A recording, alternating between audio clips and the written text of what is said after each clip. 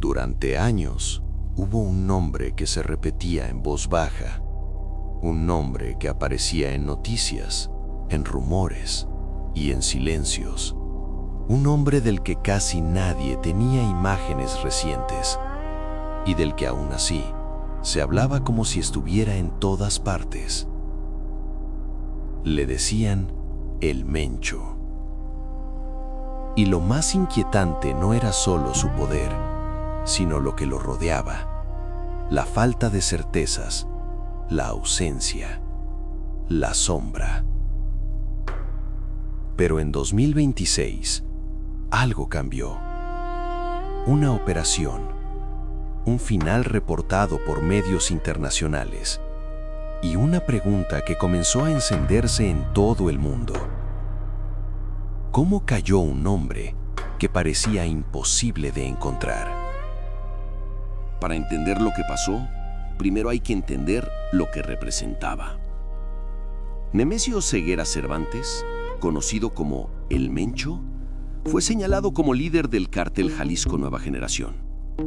Un grupo que creció rápido, que se expandió, que se volvió temido y que, según múltiples reportes, extendió su alcance mucho más allá de un solo territorio.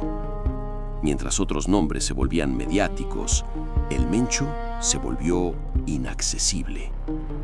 Una figura que casi no aparecía, pero que, según se decía, tomaba decisiones que movían piezas enormes. Y cuando alguien así desaparece del radar, el mundo no deja de mirar. Hubo un tiempo en que el Mencho era mencionado con frecuencia. Pero después vinieron los vacíos, la información contradictoria, los rumores, la confusión. Y como siempre pasa cuando algo no se puede confirmar, la historia se parte en dos. Los que creen que todo era exageración y los que creen que la sombra era real. Hasta que en febrero de 2026, los titulares cambiaron de tono. Ya no era se dice, ya no era se rumora, ahora era murió. Y el mundo quiso saber dónde, cómo, por qué ahora. Según reportes de agencias internacionales y medios, autoridades mexicanas realizaron un operativo en el estado de Jalisco. Se habló de un sitio de refugio, de una operación que terminó en un enfrentamiento, y de que el Mencho murió después de resultar herido durante esa acción. Más tarde, distintos medios reportaron que hubo reacciones violentas posteriores en varias zonas, con bloqueos y ataques. Y ahí es cuando esta historia deja de ser solo la caída de un hombre y se vuelve la sacudida de una estructura completa. Cuando cae una figura grande, no siempre cae el sistema con ella.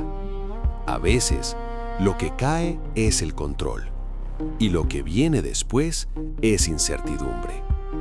Medios reportaron una ola de violencia tras el hecho, como si el país entero se tensara durante horas, como si el vacío se sintiera incluso antes de entenderse.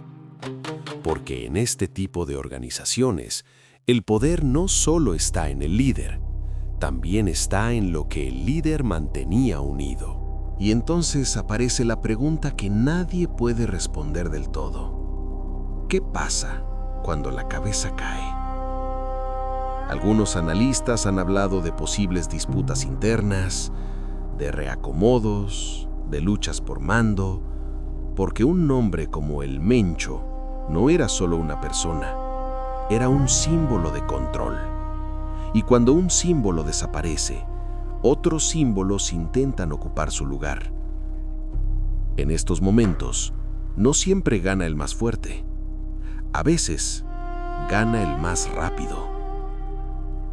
Durante años, el Mencho fue una historia contada con miedo, con rumores, con silencios, hasta que, según se reportó, su final llegó en un lugar donde nadie lo imaginaba.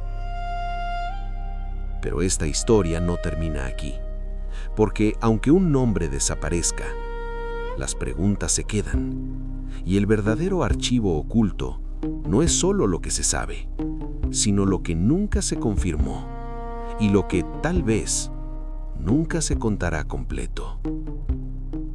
Si quieres más historias contadas con este estilo, suscríbete a Bitácora Oculta Oficial. Aquí, los relatos no se repiten. Aquí, se narran como nadie se atreve a narrarlos. Y si ves el siguiente video, vas a entender por qué a veces lo más peligroso no es lo que está a la vista, sino lo que se mueve en la sombra.